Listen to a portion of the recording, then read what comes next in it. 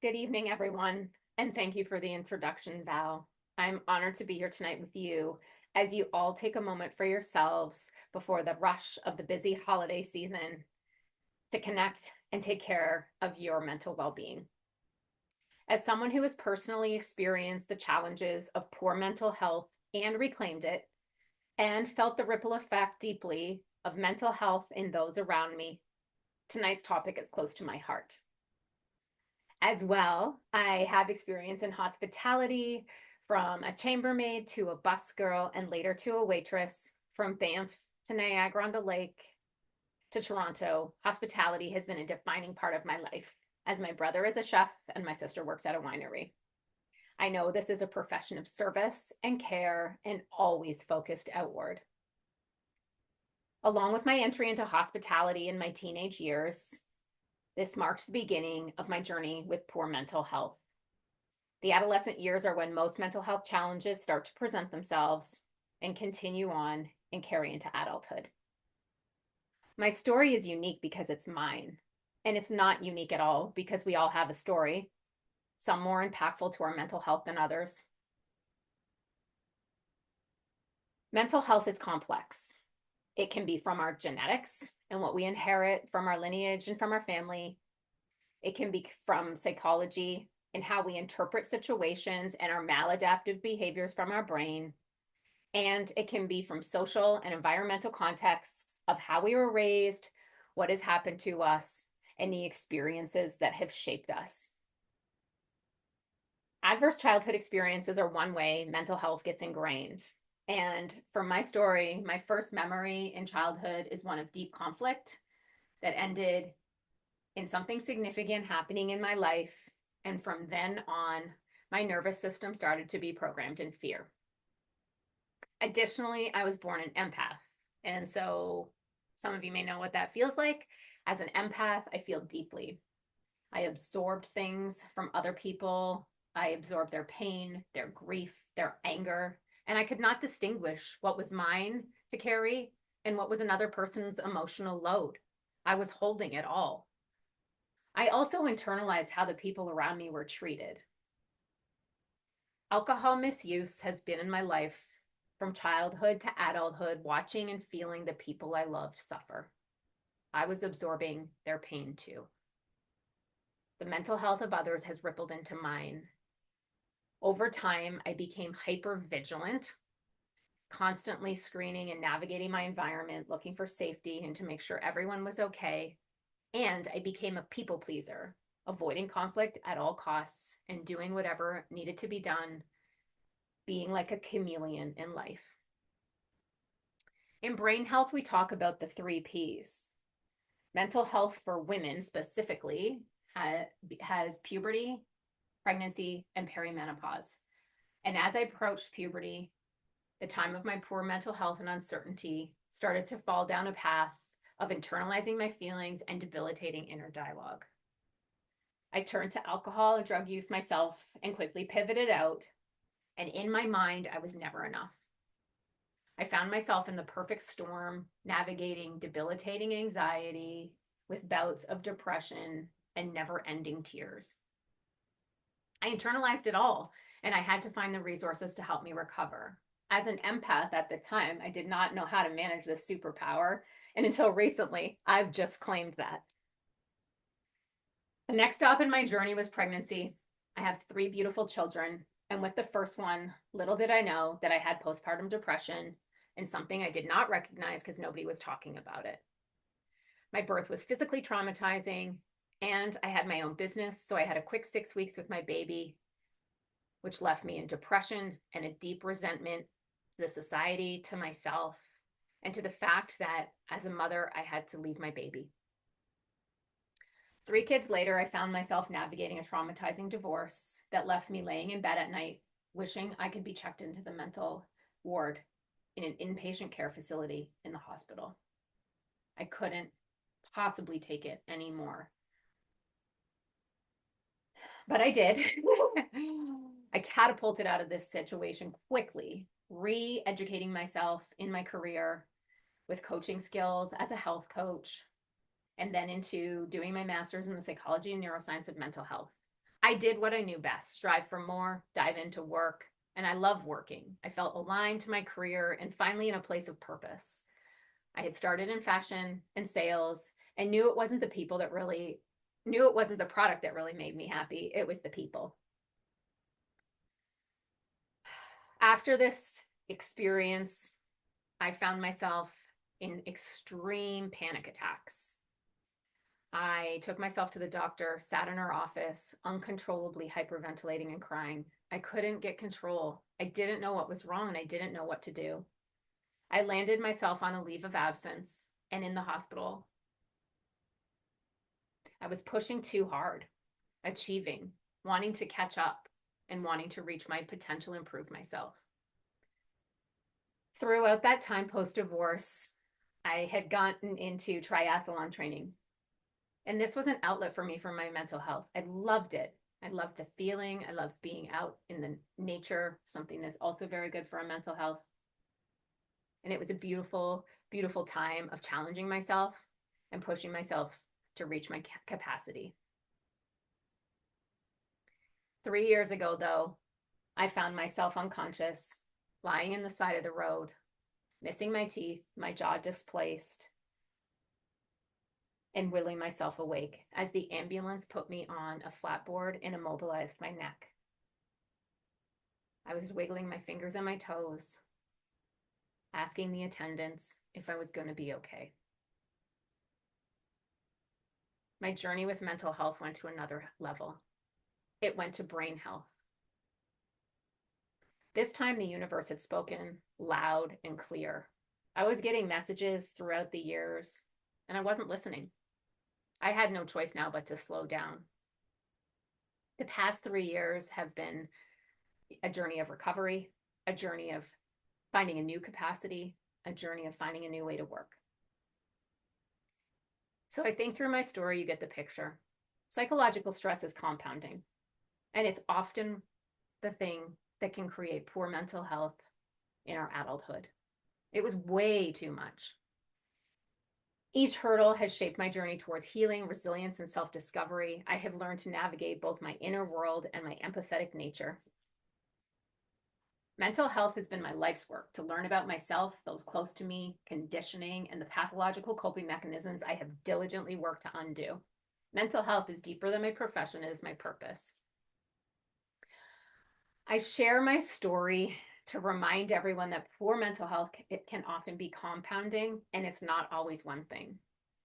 It is complex, nobody's fault, and I share my story so we can continue to take the stigma out of talking about it. So tonight we're here to talk about you and how you can tangibly take care of your mental health in the holiday season. We have started a process in the workplace of talking about mental health more. Coming out of COVID, we've navigated a lot of various stressors. COVID saw a ton of addiction, a ton of suicide, and a ton of depression. Now, my story is mine with my stress response. Your story is yours, and you have a different stress response. We all are programmed differently, as we talked about beginning at birth. The compounding psychological stresses from life can overwhelm our systems. In hospitality, human resources, operations, you are always focused outward, a profession of service, always giving of yourself and your energy to curate the ultimate guest experience. Rarely is it about you. So what is mental health anyways? I feel like society has a preconceived notion of it, and I want to talk about what it really is all about. We believe mental health includes your brain, your heart, your nervous system, and your gut or intuitive self. We talked about the biology, psychology, and social conditioning and its impacts on all of us.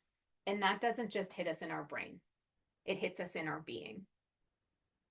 Whether those adverse childhood experiences are from divorced parents, death of parents, how you were treated as a child, bullies on a playground, incarcerated parents, or drug abuse, or addiction, we feel it all. So with awareness and effort and choice, we can also decondition from these stressful events and be the architects of our own lives. Mental health is a spectrum. We all live on a spectrum of mental health. There is no such thing as normal. We all operate on a continuum. From thriving with no distress, to coping with mild distress, to struggling with moderate distress, to unwell with high distress. Tonight, the tools I'm going to share with you are to reach thriving, navigate through coping, and navigate through struggling. If you need support for high distress and very poor mental health, please reach out to a medical professional, or we can have a conversation at the end of our time tonight if you're looking for additional resources. With the hospitality industry being fast-paced, high-pressured, irregular working hours, this leads to the creation of a high-stress environment. So this can take a toll on the mental health of the people in your care. Stress falls on a spectrum, similarly to mental health. We have too little stress when we're in apathy, just the right amount of stress when we're productive and achieving. And then we have stress overload when we're in absolute distress. And this is when our brain and our body start to shut down. Mental health is not just about the absence of illness. It's about resilience. It's about self-awareness. It's about reclaiming your life. And tonight I want to share some tools from our 5 pillars of health: physical, mental, emotional, social, and spiritual, in order to support you with something tangible through the holidays. Social well-being. Our relationships, especially with ourselves, shape our mental health. So let's check in and do a quick grounding exercise. Find a comfortable position. Find a soft focus or close your eyes. Feel your feet on the ground. Notice your runaway thoughts. Feel your feet anchor into the ground like roots, and scan up through your legs, into your hips, up through your stomach,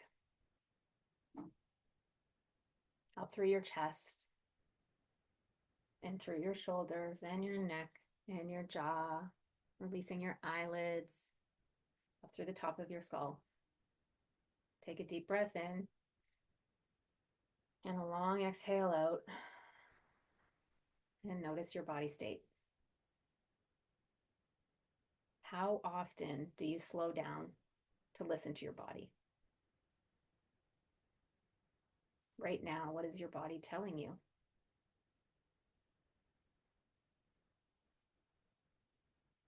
When you hear words like mindful or meditation, it simply means tuning in to yourself, to get present to the here and now.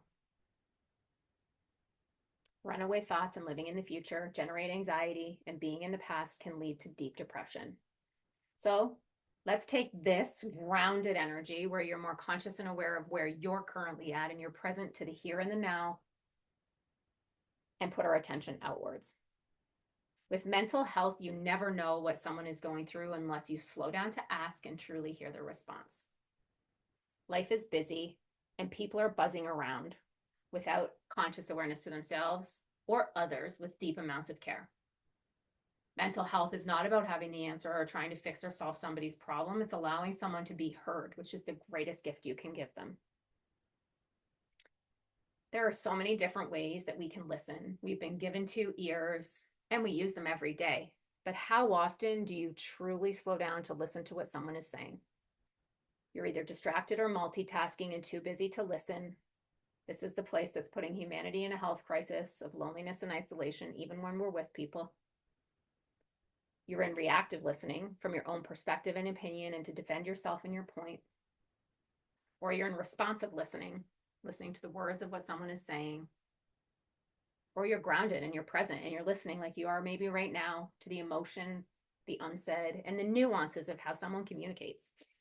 Or you're true listening, listening to your own intuition, feeling into the energy and the depth of emotion and the underlying message of your soul and the other person's, using your intuition to see if someone is really well or really in distress.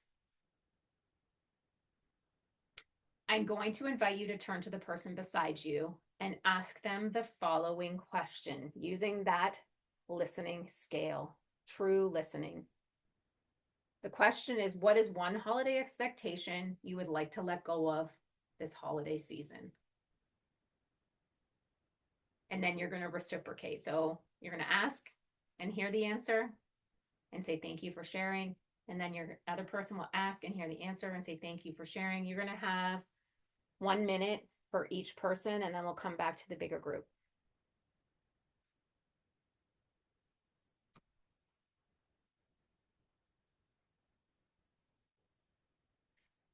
What was that like for you?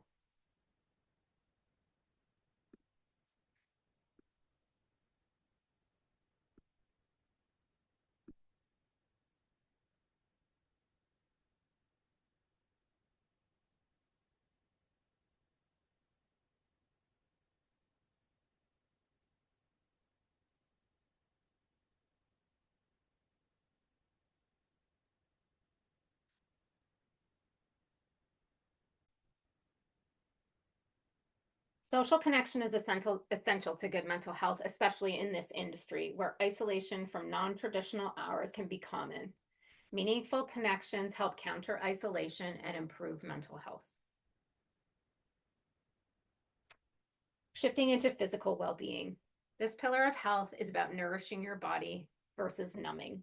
And so, are you nourishing with good sleep, good health habits, movement, how you're nourishing your body and fueling your body for every single day? Studies show that regular movement can improve mental health by 50%, almost the same statistics as antidepressants.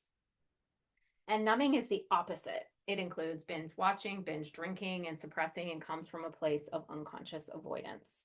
So let's check in with yourself. How well are you nourishing your body? How often are you numbing? Feeling something, craving something, not knowing what it is, and reaching for an unhealthy choice. This is a place to connect further into yourself, just to ask yourself the question, if I'm reaching for something, what am I actually craving?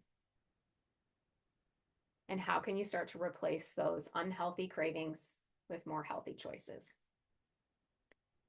So in an industry that's focused around joy, good times, and celebration, let's touch a little bit on alcohol and cannabis and talk about use from the perspective of nourishing your body.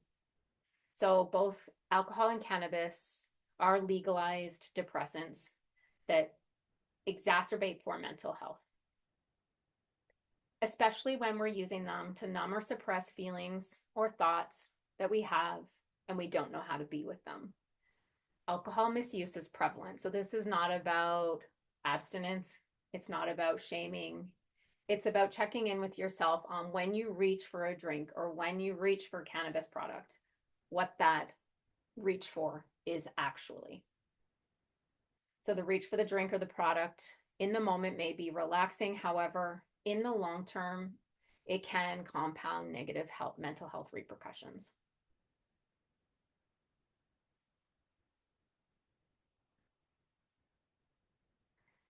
Let's shift into mental well-being.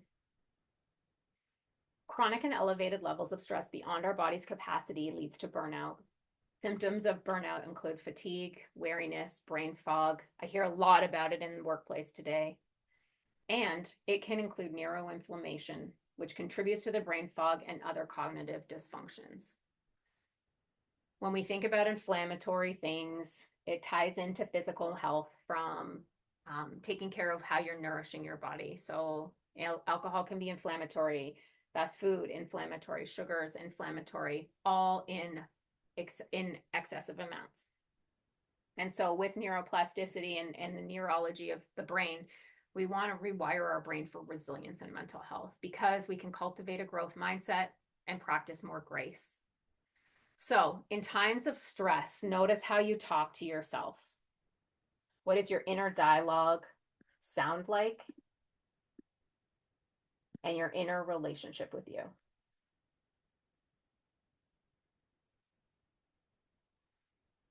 our greatest human gift of conscious awareness and a mind that is also the mind that can drive poor mental health, our thinking self. So we get a choice. We get to choose what track we play on. Do we play on a frequency of love where we're talking to ourselves with great joy and compassion and grace? Or are we playing on a track of fear where we're in self deprecation, self sabotage, defeat, protection? Both have an energy that impacts our mental well being. The voice inside your head that sometimes doesn't shut off, we get to harness that volume and choose the channel that it plays on. My loudest voice was debilitating. I was never enough. I had days where I wished I could take my brain out of my head and replace it with a new one. I did the work day by day to reclaim myself and my thoughts. So take a moment for self-reflection here. When you are under high stress, what does your own inside voice sound like? The voice that nobody hears. Is it championing you and cheerleading you? You've got this, you're going to be great, energized? Or is it holding you back, telling you you can't do it, you won't succeed, or judging you and others because that's your natural self-protection mechanism, holding you in a state of fear and anxiety? How do you talk to yourself in times of stress? How do you relate with others in times of stress? How do you treat them? And what would having more grace feel like for you during these stressful times with yourself and with other people? Over time, we can increase our stress tolerance and bring ourselves to a higher baseline. This stress reactivity that I hear in the workplace is high because humanity is stressed. There's financial pressure, there's social pressure, there's global pressure. And when we gain more awareness with more tools, we can mitigate poor mental health from stress decline.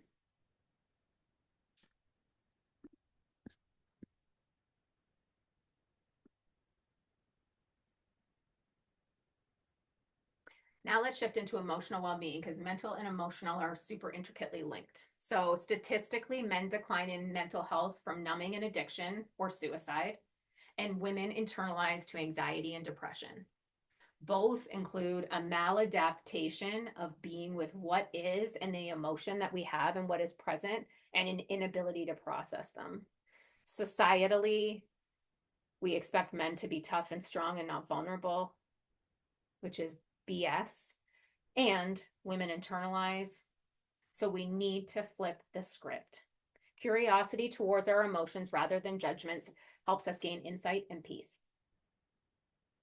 Emotions signal what we need. They have wisdom and insight. And I learned to manage my emotions using the 5 A's, and you'll have those on your card. Attention. Notice the feeling without judgment. Acknowledge, name it, such as frustration or sadness. Accept it. Allow yourself to feel what is right here, right now. Architect. Consider a constructive response. And act. Respond mindfully in a new way, whether it's setting boundaries or practicing self-care. I felt big emotions and I did not know what to do with them. I was scared. In our final pillar of health, we have spiritual well-being. And regardless of the name that we give this, this is about energy. And so in our model, it's the ring around the outside. It's the giant hug around us that we are supported by this bigger universe. So learning to oscillate between the macro, our universe, the world, humanity, and the micro, our self, our victimhood, our story, our suffering, we get the opportunity to pull ourselves in and out of poor mental health. It's not easy. It takes awareness and practice and going through some of the other steps as well in order to do this. Believing, trusting, and surrendering is what carried me through the darkest of days. Whether it's more concretely aligning with purpose, so whether your purpose is being a parent, or your purpose comes from your career, or your purpose comes from the volunteer in the community, really connecting into your sense of purpose, why you're here, is a really powerful tool in this pillar. Additionally, values alignment. When you're in alignment with your values, life is flowing. When you're out of alignment with your values, life is stifled and suffering. I was out of alignment with my value system. When I got in alignment with my values and really recognized what they were, my life started to flow easier. So this season, start to tune in to what you're pulled towards naturally, then what you're pushing yourself to do, what the shoulds are in your life. Listen to your intuition. Life flows more easily, reducing stress and increasing fulfillment. Mental health can come from the top, our brain, from the bottom, our heart and emotions, from the outside, other people, places, and things. And our key to good mental health can come from our insides out into humanity. So giving, acts of kindness, and service to others can be a profound sense of fulfillment, especially through this time of year. Whether you're volunteering, helping a staff member in need, and slowing down to listen, practicing grace with yourself and filling your bucket, all of this can lead to a deep sense of fulfillment because we are humanly wired to be connected. Humans crave and need connection to thrive.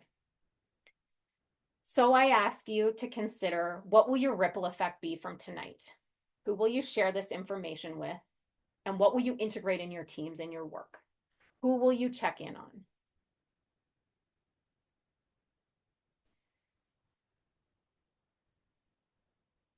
And with that, I'd like to leave you with some workplace recommendations and calls to action from a systems approach. So taking care of mental health is crucial for all of employees, hospitality industry, and beyond. And so I have some actionable steps for you to consider.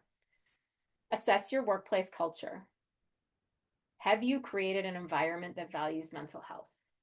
So many organizations have done the good work of putting in foundations of mental health post-COVID, and statistics are showing that employees feel less healthy and less cared for by their employers than ever before. Train leaders to support your team's mental health. They need tips, tools, and strategies on how to do this tangibly. Provide resources, offer programs that encourage well-being. This conversation tonight can be reintegrated into your teams with another person. Normalize conversations. I shared my story tonight to reduce the stigma. Talking about our mental health is nothing to feel shameful of. We all have it. We've all had experiences that have impacted us positively and negatively and contribute to the mental health state we have today. Also, if you're in a larger organization, your diversity, inclusion, and belonging initiatives, your mental health training, your training and development team, your people and culture teams, and total rewards all need to be working cross-functionally together. This is not a siloed approach with well-being in one place, mental health in one place, DI in one place, training and development in one place. It's a collaborative effort, and with cross-functional conversations, you will make a bigger difference. So with these steps, we can support resilience, compassion, and healing in all of ourselves and all of our teams. And my hope tonight is that you feel inspired to engage with your mental health for your benefit and for others. Mental health struggles ripple outward, and so does resilience and healing. It begins with self-awareness, courage, and commitment to positive change. Together, we will make a healthier, more supportive society.